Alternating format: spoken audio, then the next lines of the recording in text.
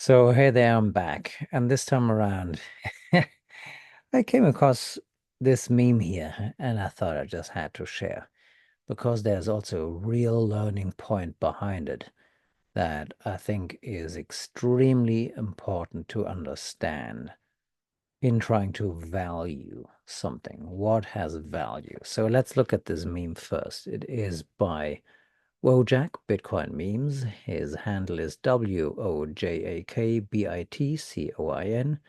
Wojak Bitcoin. Let's see. There's this focus here. Not so sure. Okay, Wojak Bitcoin. There you have him. And he posted this meme here, and that is probably also terrible for the camera. Maybe I'll just read it. And the lady on the left, that is Laura. She was an interviewer. And this is actually an interview between this Laura and Mr. Michael Saylor. His handle is Saylor. Her handle, I don't actually know. And she says, will you ever sell any Bitcoin? He says, Bitcoin is the superior asset. You never sell the superior asset. She says, maybe you could sell some before it drops. And now he says his famous lines. Anyone around Bitcoin and Michael Saylor knows these famous lines, and they are, it's going up forever, Laura, forever. And okay, so they're talking about Bitcoin and the valuation, the price of Bitcoin going up forever. And that would seem like a very crazy statement. But when one understands absolute scarcity, in other words, uninflatableness. Okay, I made that word up. Something which cannot be inflated, something which is absolutely limited. Then the price of that can go up forever. Now, maybe let's take another example. Imagine you owned the Mona Lisa, that famous painting, and you can maybe imagine that collectors would be willing to pay a lot of money for it if it were in private hands. You can find it, I think, in the Louvre in Paris, France. And so collectors would pay a lot of money for it. And we all know that inflation exists. So can you then also follow that, let's say, 10 years down the road, that the price of that Mona Lisa, assuming that there's an equal demand for that painting, that the price of Mona Lisa will go up? I think that's pretty logical. Let's take another example. Let's say a Ferrari, a rare Ferrari from the year, I don't know. I'm not that knowledgeable about Ferraris. Let's say 1966. Let's say that there was this special edition Ferrari of which there are maybe only, let's say, three in the world.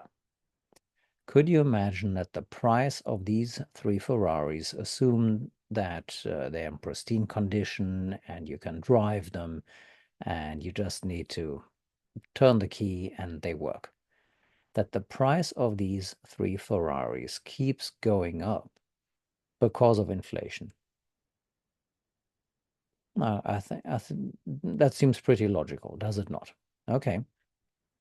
Whereas, let's say a phone which had the same features now as, let's say, in 10 years' time, but the manufacturing capabilities, the robots and everything that goes into it, let's say they get better and better over time, which we know they do.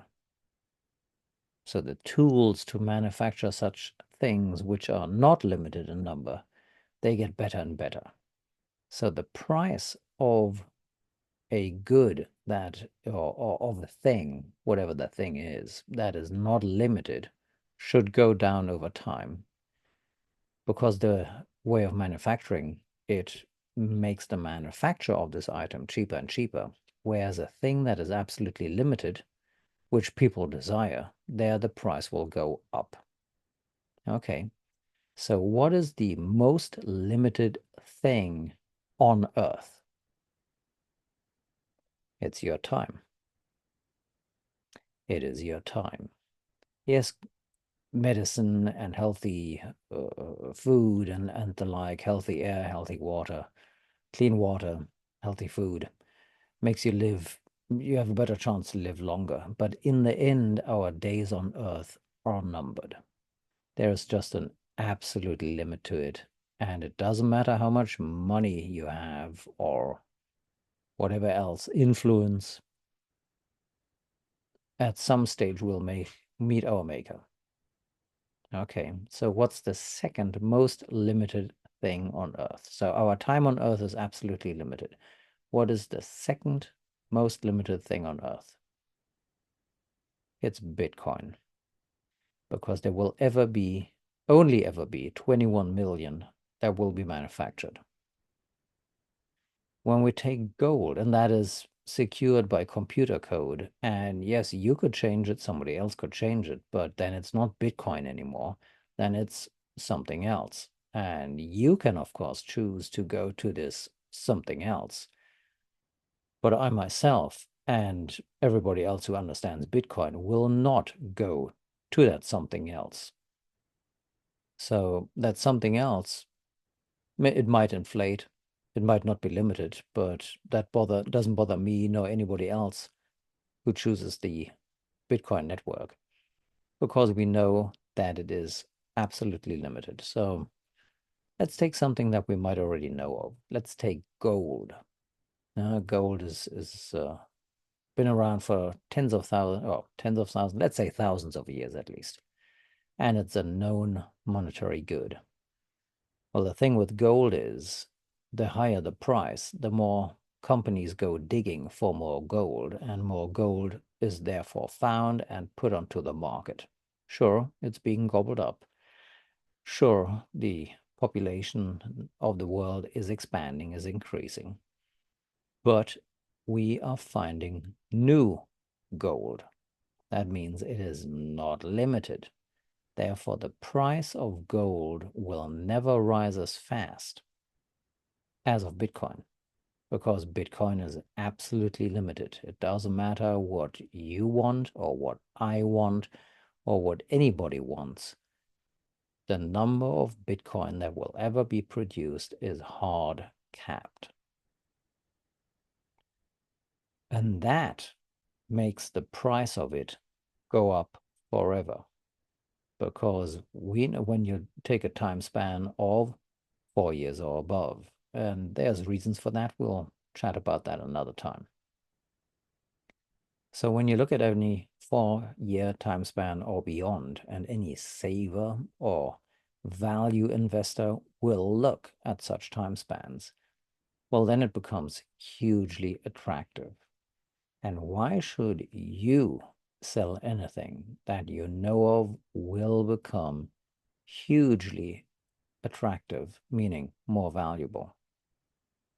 In our prior little conversation here, we had chatted about how we will most likely be able to borrow against our Bitcoin very easily in the future and very securely in the future. Yes, it'll probably still take a few years, but Rome wasn't built in a day. We all know that expression. And anyone who has a 4 year vision or beyond, let's say, I assume my life expectancy is over 4 years. So I want this. And even if I should pass away before that, I know that my family will be very nicely taken care of.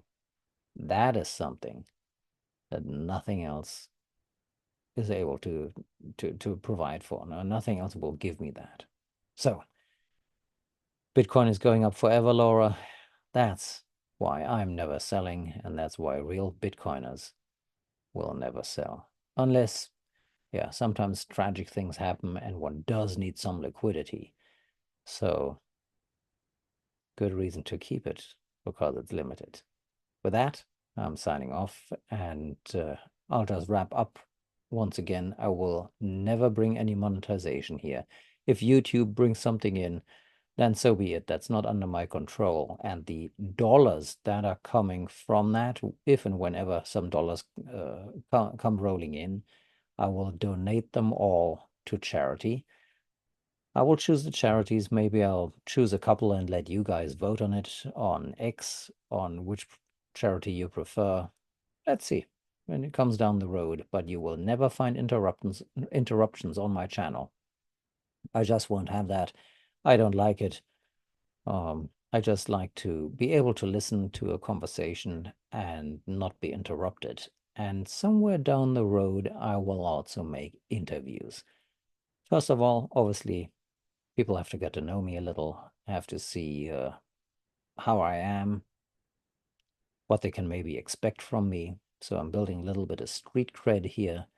And I want to continue this format of little tidbits of information which are never financial advice. Hmm? I don't give financial advice. We are just in a conversation here, talking about this and that, exchanging ideas and thinking for ourselves and making our own decisions. The decades and centuries where other people made decisions for us do appear to be over. We are now in the information age, and it's really time to make the best out of it. With that, signing off, you take care. Your Financial Matrix Doctor. Take care again. Yes. Bye.